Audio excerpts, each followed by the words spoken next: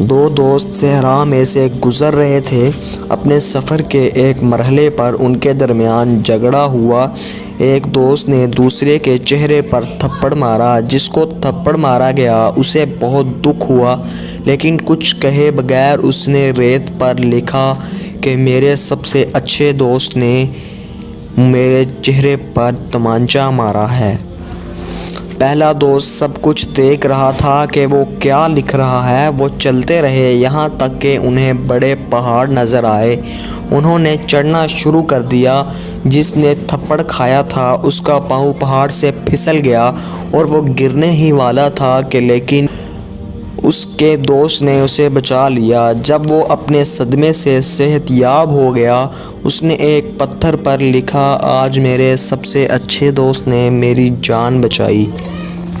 उस दोस्त ने जिसने थप्पड़ मारा अपने सबसे अच्छे दोस्त को बचाया। उसने पूछा, मैंने तुम्हें तकलीफ़ दी तो तुमने रेत पर लिखा, और अब जब जान बचाई तो तुमने पत्थर पर क्यों लिखा? दूसरे दोस्त ने जवाब दिया, जब कोई हमें तकलीफ़ पहुंचाता है तो हमें उसे रेत पर लिखना चाहिए जहां माफ़ी की हवाएं उसे मिटा सकें, लेकिन जब कोई हमारे लिए कोई अच्छा काम करता है तो पत्थर पर लिखना चाहिए जहां कभी हवा भी उसे मिटा ना सके।